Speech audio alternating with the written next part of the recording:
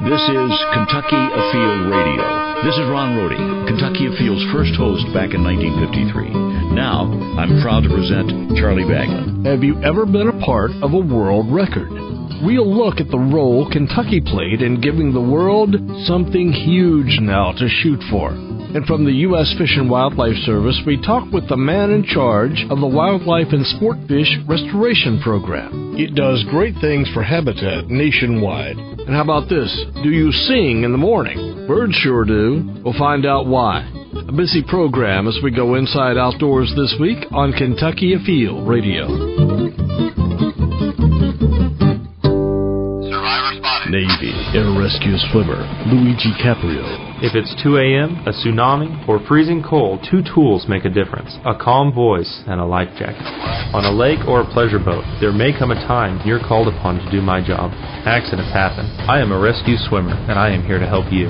Life jackets. They live up to their name every day and night. Kentucky Fish and Wildlife reminds you, your life jackets got your back, and the backing of the best swimmers everywhere. At the absolute worst, it was a little white lie. A little white lie. After all, when it hit the line, it felt like a 15-pounder. It doesn't matter what the scale says. So it might be an ever so slight deviation from the truth. Sometimes in fishing, the truth is hard to catch. Maybe just a stretch. But the Kentucky Department of Fish and Wildlife reminds you, fishing isn't about math. It's about fun. And fudging a little if you need to.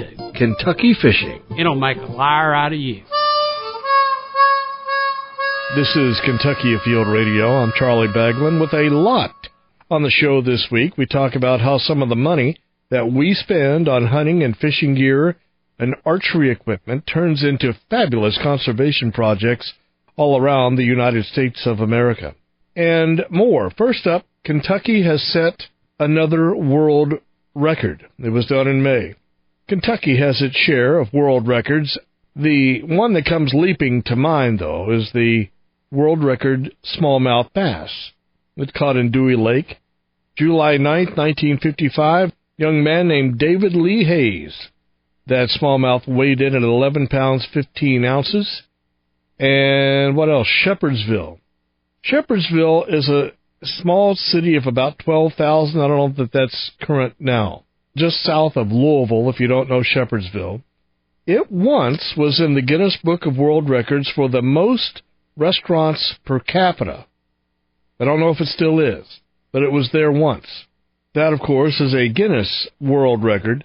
Guinness World Records, that's a reference book published annually containing a collection of world records, both human events, extremes in the natural world. Although, when I went out there on GuinnessWorldRecords.com and I looked for the world record bluegill, I looked for smallmouth bass, nothing popped up. So maybe they don't cover every single thing on the planet, but what they do cover is pretty much up there. Now, the Guinness Book of World Records, of course, is the Bible. It's the truth, the light, and the way of anything dealing with a world record. If you want to know it's true, you turn to Guinness. The book itself, the Guinness Book of World Records itself, holds a world record as the best-selling copyrighted book series of all time. There's sort of a national record that book holds. It's one of the most frequently stolen books from public libraries in the United States. When we talk about Guinness World Records, that organization employs official record adjudicators. The one that I was connected with, and where I had an interesting conversation with one of these Guinness World Record adjudicators, was back May 12, 2012, the world record for the largest archery event. And this is pretty serious business. It is very thorough. If you set a world record or intend to, for example, if you think you have set a world record for a number of hot dogs eaten in 10 minutes, or you just ate 10 Twinkies in 10 seconds and you're sure it's a world record, you can't just email that in. What Guinness did for this world record is that they sent an official representative for a fee. They look at it, they scrutinize it, they verify your records every way from Sunday. Now, they have a reputation on the line. And bear in mind, they don't just invent things to have a world record on.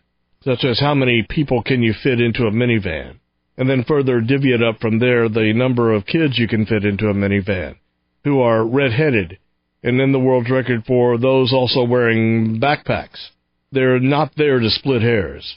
If it's for the largest archery tournament, they don't distinguish between archery tournaments that were held for women only or for people over 60, or if they were indoors or outdoors, or what type of target they were shooting. It is the world's largest, period.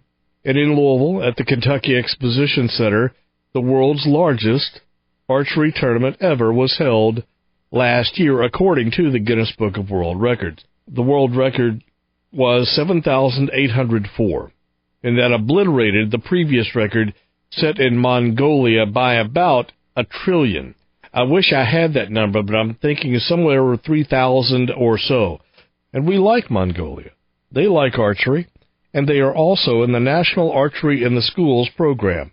That is an acronym we call NASP. And NASP is a program that was born and raised right here in Kentucky, if you didn't know that. Kentucky, for quite a while, was the only state in the Union, if not the globe, that did it. And now it has spread worldwide. But I started the show by saying that we set a new world record in May. So what about this record from last year? Well, this year's world record isn't a Guinness World Record, at least not yet. I was talking with the NASP Vice President Kevin Dixon, who is climbing a mountain of paperwork right now authenticating the attendance so that 9426 number will be recognized as the new and improved Guinness World Record, shattering the 2012 record by 1,622. That's a bunch.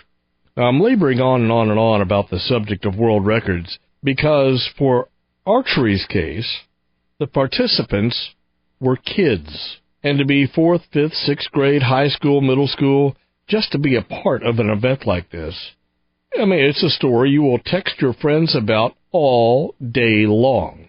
That's cool. And for a team to win, or an individual archer to win, place, or show in an event of this enormity, I mean, that's even better still. I mean, that's icing on the cake.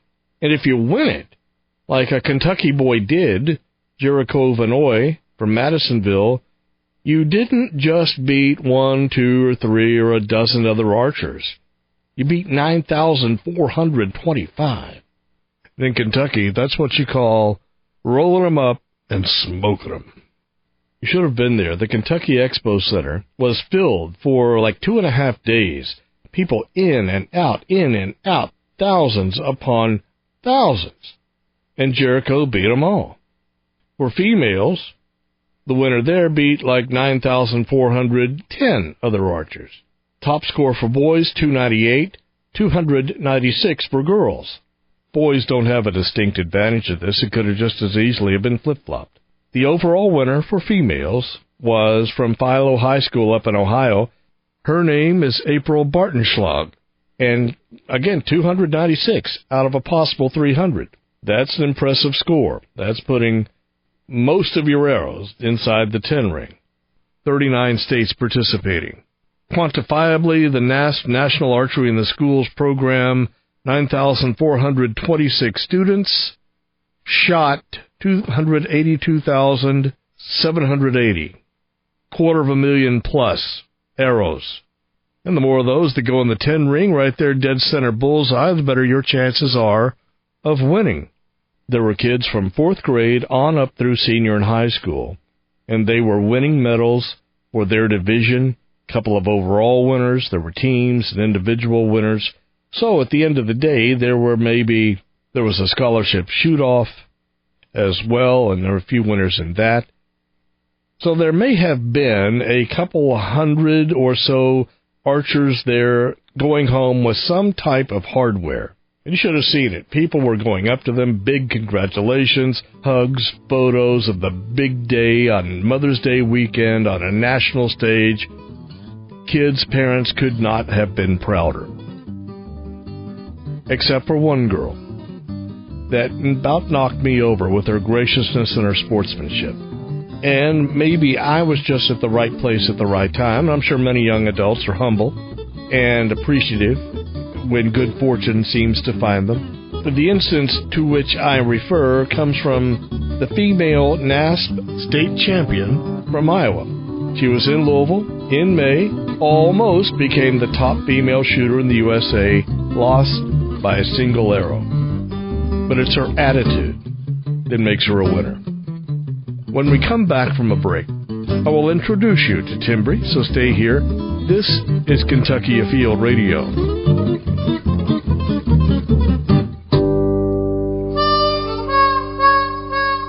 This is Kentucky Afield Radio. My name is Charlie Baglin, and on the phone with me from Albernet Community School in Iowa is the female runner-up in the NASP National Championship, which was held in Louisville, May 2013 at the Expo Center. Tymbrie Snobl. Have you been plagued so far, Tymbrie, by media wanting to talk to you about your great performance in Louisville? Not too much, actually. Last year I got a couple of calls from the Gazette, one of the local papers, and that was about it, other than what my mom sent in for an article. So not too much. People think it's kind of cool and they congratulate me and stuff, but not everybody's rushing out to get my signature or anything. Here's what impressed me about you and while we're talking today. You came in second in the nation. Your final score, what was it, 296?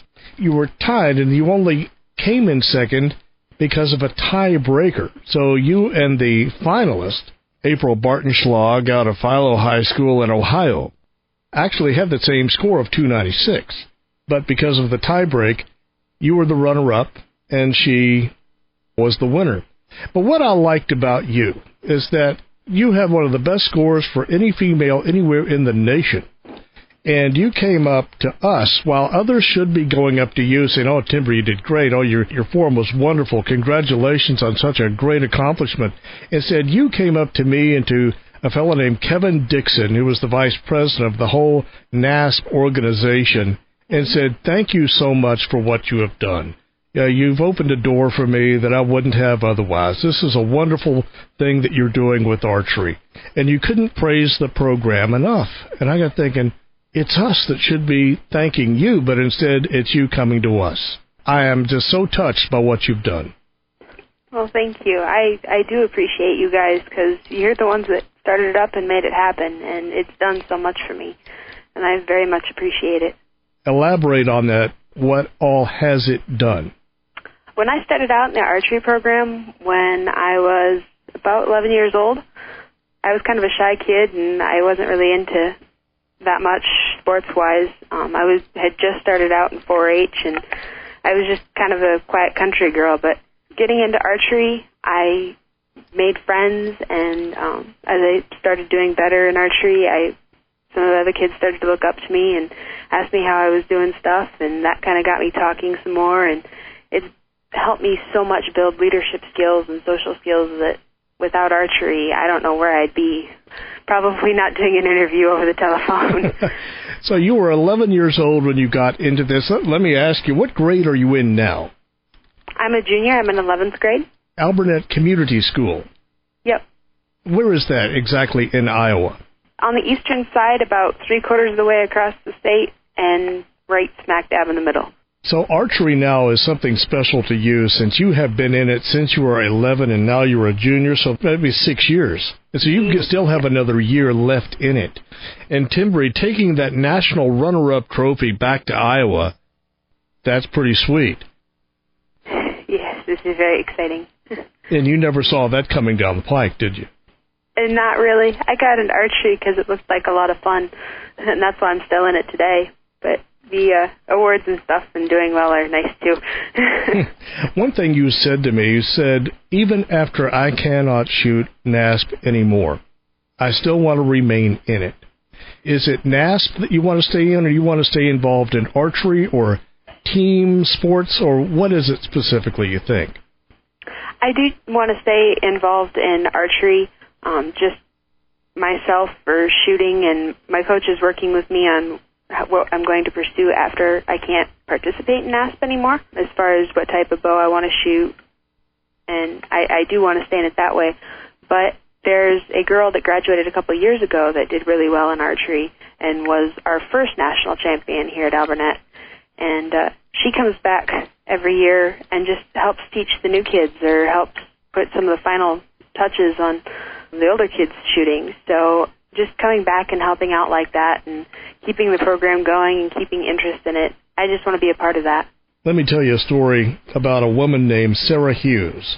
She is not an archer, but I think if she were one, she would be a very good one. Sarah Hughes won a gold medal in 2002's Winter Olympics out in Salt Lake, Utah. And I later heard a story about her that says Sarah Hughes doesn't just excel in figure skating.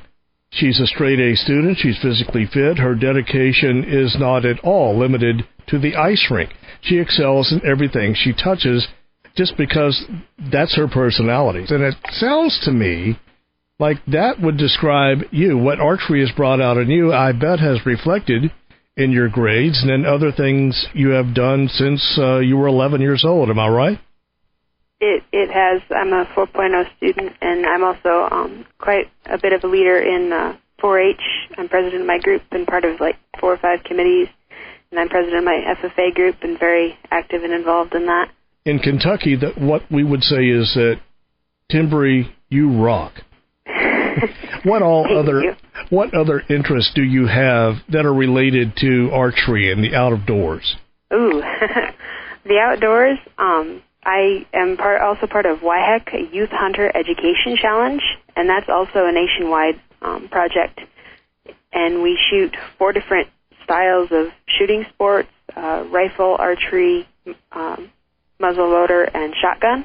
And we also do 4 knowledge tests. One is orienteering, wildlife ID, map and compass, and just general hunter knowledge and safety. And I'm really involved with that. I also attended Outdoor Journey for Girls, which is a program that girls ranging from been hunting all their lives to never touched a firearm before or even really gone hiking or anything like that, never really been outdoors, that anybody can go to, and it's a 3-day camp where you learn about firearms and firearm safety and wildlife and conservation. And I try to be very, very involved in the shooting sports and keep it going, because my generation is the one that's going to keep it going in the future, and I try to get my peers involved and interested in it. So let me ask you, what is your biggest, if it didn't happen in Kentucky at the national championship, what has been your biggest thrill in archery? Down in Louisville the last 2 years, being up there shooting for the scholarship shoot-off has been kind of the shining light, as far as its accumulation of all the work that not only I myself have put into it, but all the work of all my coaches and parents and all the stuff that they've done to get me to that point. So that kind of highlights everything that kind of went into it. But I guess my most favorite part of archery and the whole experience has just been the local shoots and helping kids out and having them come up to me and say, hey, would you like to come help us out at practice sometime and give our kids some tips and stuff like that. On the reverse of that, what's your biggest disappointment?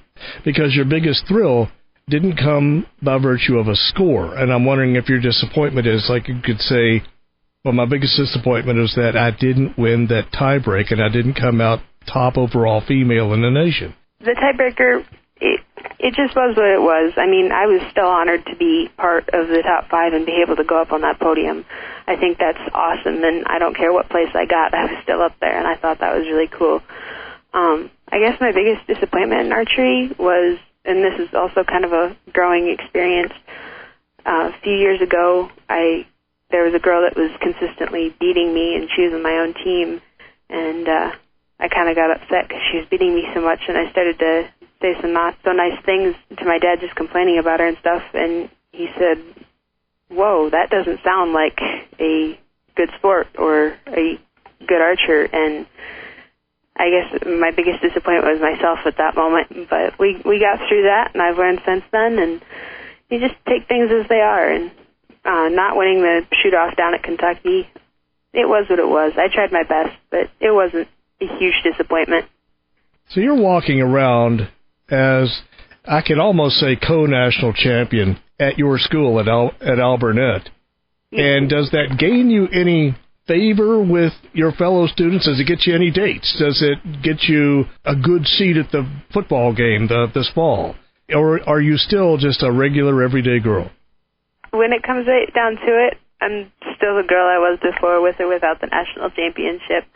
And I've learned that a lot in the last 2 years. Is I've been able to see people in roles of winning national things, not just in archery, but in FFA and 4-H as well, and meeting with successful people. And when it comes right down to it, every national champion and every celebrity is just a regular person behind all the fanciness. Since you've been 11 years old, you have certainly overcome your shyness, your timidness, any fear that you had about performing in public, because you not only beat 539 fellow archers on the same shooting line with you during your flight, but overall in the championship, 9,400 plus archers. So you've come a long way, girl, and you should be proud. Thank you. I think that when you stay involved, archery is going to be better, if that's IBO, if that's the NFAA, if that is NASP, if that is at your local conservation camp, 4-H. It's going to be better with you in it. I appreciate your call. Thank you very much. Thank you so much. I appreciate the opportunity. She is definitely a winner. The number 2 girl in all of NASP archery in this nation, Tymbrie Snobl. I'm Charlie Baglin, and you are listening to Kentucky Afield Radio.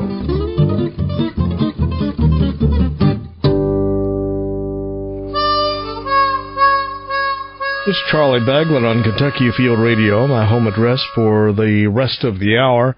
I want to introduce a few names to you. Dingle, Johnson, Wallop, Pittman, Robertson, and Bro. These are names of all federal officials who back in 1937 put together a funding mechanism to help fish and wildlife in the places they call home, and it's still at work today.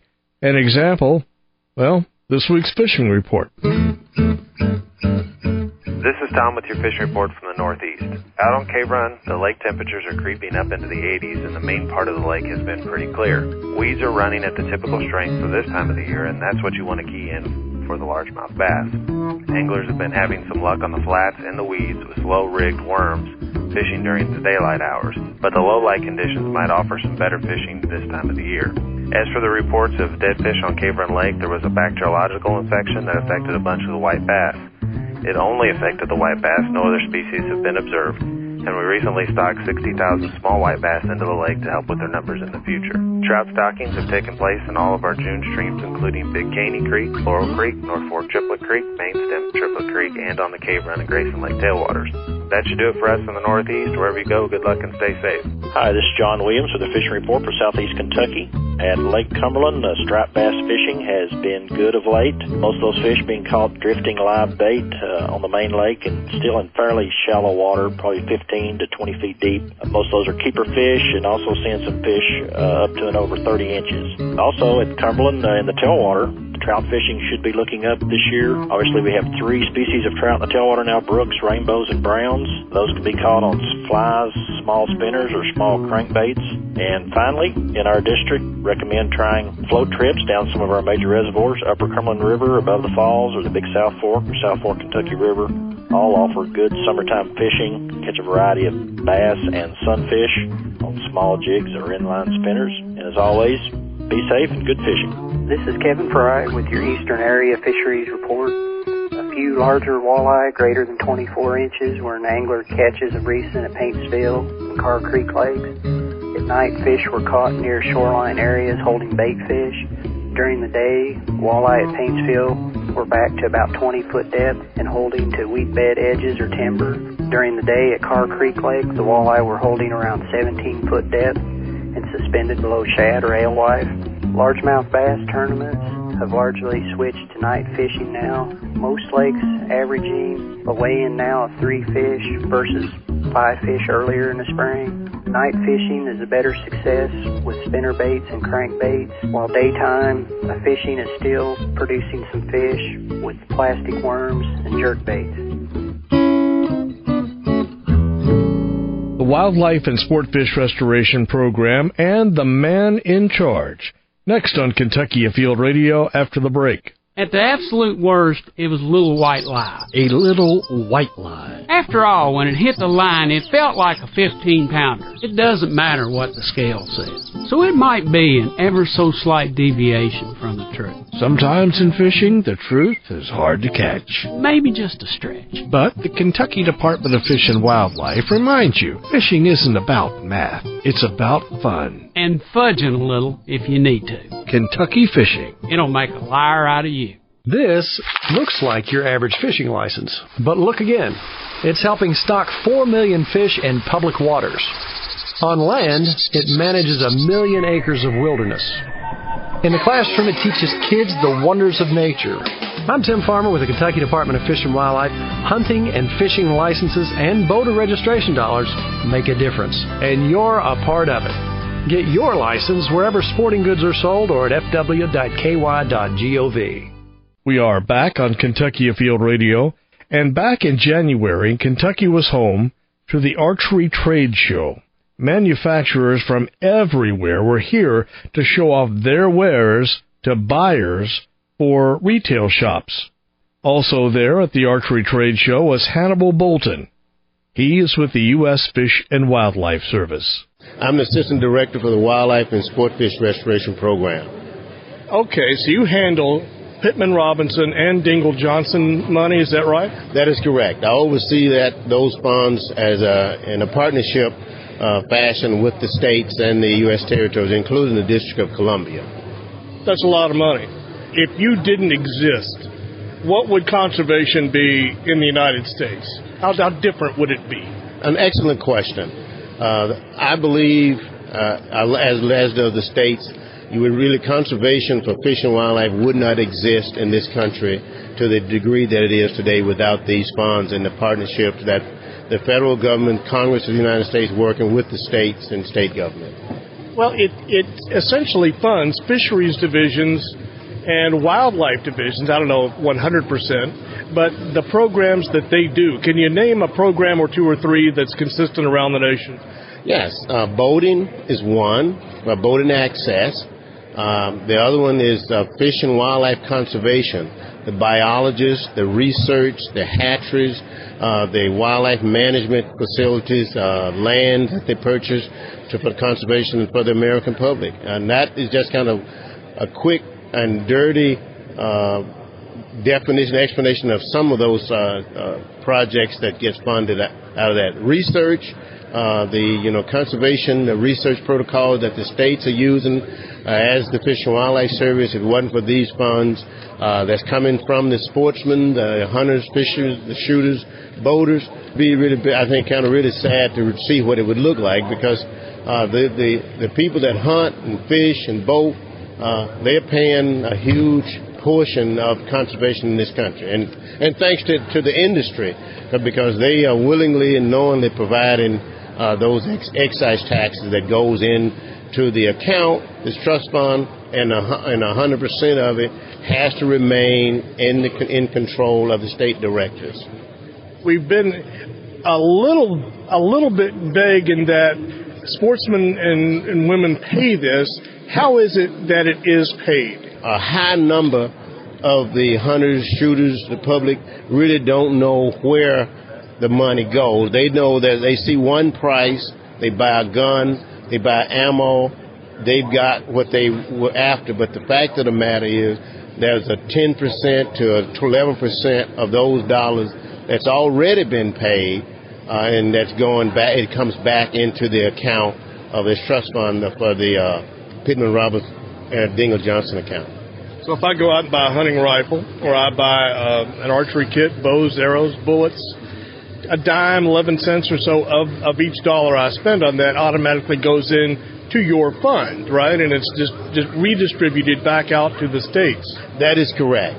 Each of that, basically what happens, the manufacturer actually already pays it, but so as they continue to sell guns to the public on the retail side, that money goes in, because once they make the gun and sell it, then it goes back into the trust fund, and then that's when the users, if you will, the consumers, putting money in, and that's how they're paying it. Otherwise, for a while there, the manufacturer actually may be viewed as kind of sitting and waiting to get paid.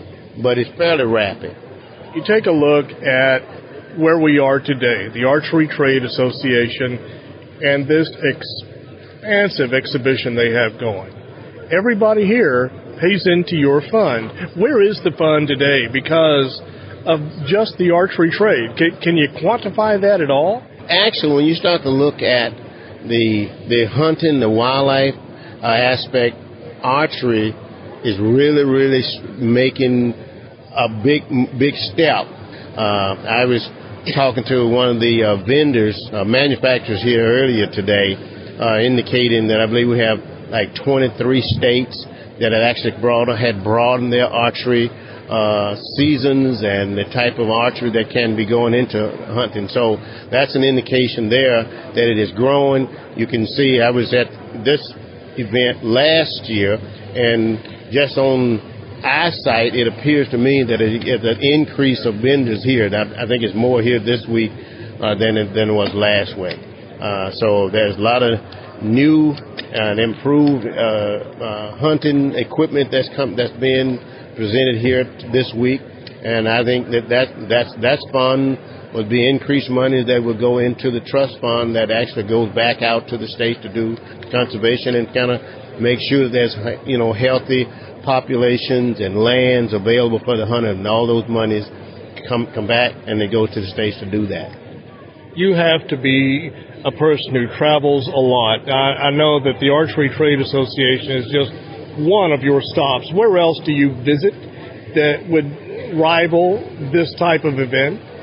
Well, the next one that's coming up in a couple of weeks would be the SHOT Show, and that's where the ammunition and the guns people will be, and that'll be in Las Vegas.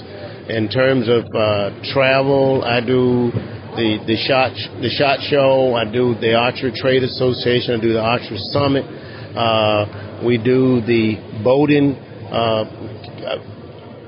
conference that they will have and kind of give presentation. And we really starting to increase our efforts of informing the American public and especially the people that's actually paying for the equipment, and letting them understand and know and thanking them for what they do.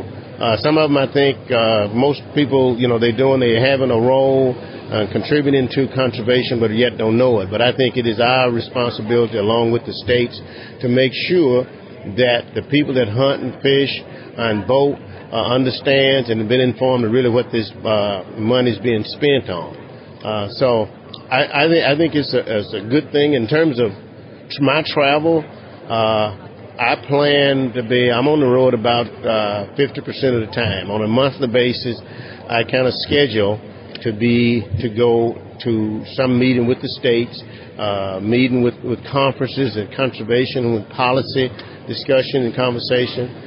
So 50% of the time I just schedule automatically, and then being the position that I'm in, then there are things that come up that I didn't have scheduled that takes me away from my office. I've got to ask, you buy a fishing license or you buy a hunting license, and somehow or another that helps to make states eligible for federal money.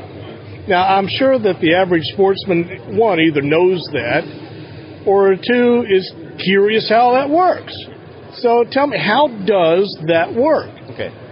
I think most of the individuals that buy a hunting and fishing license, it's probably not clear to them where this money goes. If the state sell a hunting license, a fishing license, those dollars have to remain under the control of the conservation director, the state director.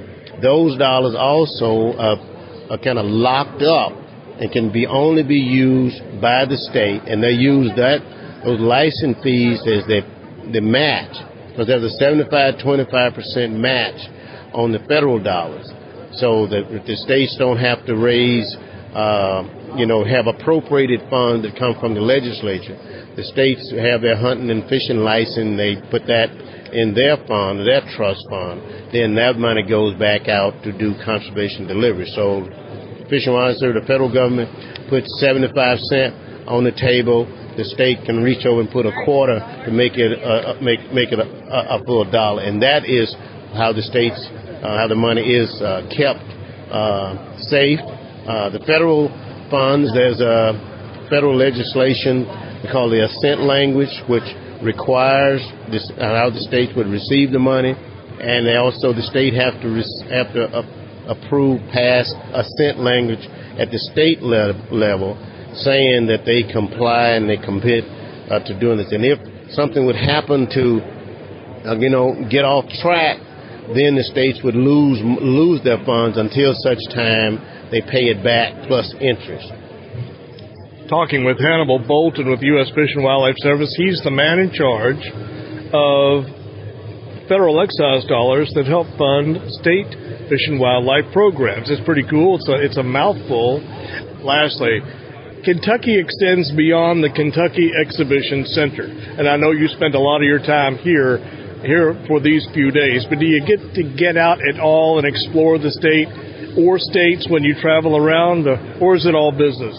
Well, sometimes I get a chance to get out. On events like this, I don't really get to get out that much. Get out and have dinner, and it's a full-time job when you're having one of these. But from time to time, I'll be out with visit one of the states, do some monitoring and look at some of the projects they're working on. And I always feel welcome to the states saying they want to show me some of the new projects that they're working on that they're proud of. And I really do appreciate that, because I'm a fisheries biologist by training, and so it's really great to get back out on the water and see the great stuff that the biologists at the state level, field level are still doing that I no longer have that option. So if I can get close to water and have somebody give me just a 5-minute update about the excitement and great thing they're doing, I get a real good rush out of that. I really do enjoy it.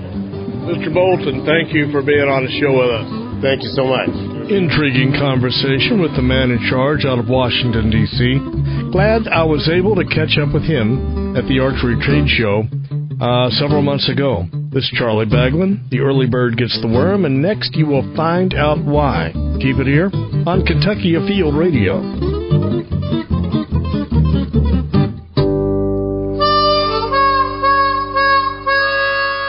An early bird special, next on Kentucky Afield Radio. 5:24 a.m. From what I could see from the comfort of my bed, it's still very much the dark of night. But a lone robin begins to sing. By 5:26 a.m., it had crescendoed into a full treetop chorus to herald the new day. True, the early bird may get the worm, but more interestingly, he gets the first word. But the question is, what is so important that gets said at the very crack of dawn? In the morning, it seems to be just more related to mating, mostly singing by the male to tell the other males around that, hey, this is my territory, keep out. We go inside outdoors with Shachi Voracek, a wildlife biologist with the Kentucky Wildlife Diversity Program. Birds do sing a lot more in the morning. This is called dawn chorus. There's a certain suite of them that start up just as the lights first crack in the eastern horizon. What they're doing is saying, I'm a male robin, I've got this territory here, and you other guys stay away because this is where me and my wife are making a living and raising our kids. Other guys meaning other males of the same species. And that's mostly what song is, proclaiming territories, trying to keep other ones out. Brainerd Palmer Ball is recognized as the state's foremost authority on birds and is the author of the Kentucky Breeding Bird Atlas. He says that during the year, Kentucky is home to 360 different types of birds, about half of which are songbirds. To you and me, this is the sound of happy little birdies singing without a care in the world. but we may care to think again. All sound has a purpose. Cardinals are singing to cardinals. It doesn't really care about other species at all. But there's some sounds that birds make that are universally recognized, calls that indicate that a predator is around. They all learn these alarm notes from each other, and it's not uncommon for a number of birds to all react to one call. Most of the time for singing, it's males. There are some species where the females sing as well, such as northern cardinals. It's more kind of to say, hey, I'm your mate, to keep in contact with each other. Bird songs attract a mate and defend territory. Shorter notes or calls are used to give warning or simply maintain contact. A bird's not like us. It doesn't have idle time to sit around chit-chat. And singing for a male is an activity that makes them vulnerable to predation. It calls attention to predators, and so birds wouldn't make a noise unless there was a purpose to it. If a bird became trapped, say in a barn or a garage for a day or two, he's suddenly singing a different song. Let's say this indigo bunting's a male. When he's singing there, he's letting his neighbors know that this is my territory, I'm here. Well, if you take him away, there's a possibility of another male moving in the meantime and taking over his territory. That territory may be a tree, a shrub, or a portion of your yard. So what explains the fact that we do see several birds of the same species together at, say, a bird feeder? Well, these are safe zones, areas not being defended. Most of the things we hear singing are diurnal birds, daytime foraging birds, and they start their activity in the pre-dawn. So the song centers around the beginning of the bird's day. Again, birds aren't prone to casual conversation, such as, hey, the Blue Jays beat the Orioles last night, or how was your flight? It's amazing the repertoires that are out there of bird sound. Yellow-billed cuckoo says it's going to rain there.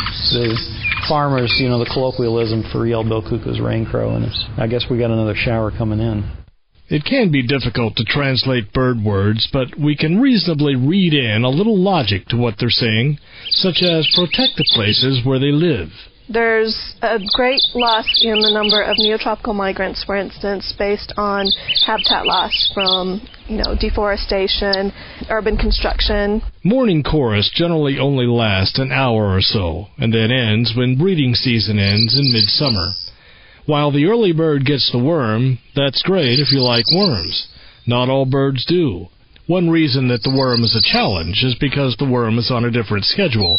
It crawls the earth at night and goes back into its hole at dawn, hence the term night crawler.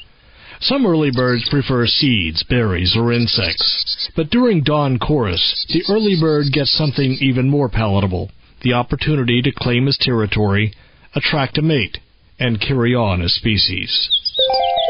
To learn more about birds in Kentucky, click the Wildlife Diversity button at kyafield.com. That's Kentucky Afield Radio the way it was about 10 years ago. We have been all over the place in this show, and now one more spot to hit. Here it is, end of June. It is summertime. Jamie from Hunter Education in Kentucky. If I'm a hunter and I'm going to plan on going hunting this fall and September seasons, what do I need to do now so I'm not scrambling right before the opening days? Well, you have two options. The first option is to log on to our website, fw.ky.gov, and go to the Hunter Education page, and you can find a schedule of courses that are going to be offered throughout the state in a county near you. We'll be starting to really offer those again in late July and early August to try to get a jump on it. The other option, if you can't find a course near you, is to log on to our website as well and go to our online course, where you can take the online course and then just show up at any range day or any of the final days or final portions of a regular Hunter Ed student course, and you can get your orange card that way. And the third option is to dial our 800 number and ask for a CD-ROM, and I can mail you a CD-ROM at no charge. And you can take the course at home at your leisure. There's no cost. Same procedure. You'll print off the certificate and take it to the end of a regular student course, and you'll receive your orange card that way, and you'll be ready to go. The last option is if you can't make it at all, you can purchase a $5 Hunter Education exemption permit, which is good for 1 year, and it exempts you from any of the Hunter Ed courses. But there is a quiz that you take as you purchase it. You can do that online as well. That's customer service, Jamie. Thanks. That is. Get it this summer. Get it while it's hot. What else? You can catch this or any of our radio shows online. A few places to stop first are myhuntingandfishing.com. myhuntingandfishing.com. You can also find us on iTunes and on our YouTube channel. It is boating season. A word to you skippers, don't skip the life jackets. Wear them even if you think it is silly. Your life jacket's got your back, and survivors swear by them. I think the schedule has more water officers on the show next week, so if you really think the water safety does not apply to you, you don't have to listen. Operation Dry Water. What is that? What is dry water? Find out on the next show. This is Charlie Baglin inviting you to come back again in a week, and we will go inside outdoors again here on Kentucky Afield Radio.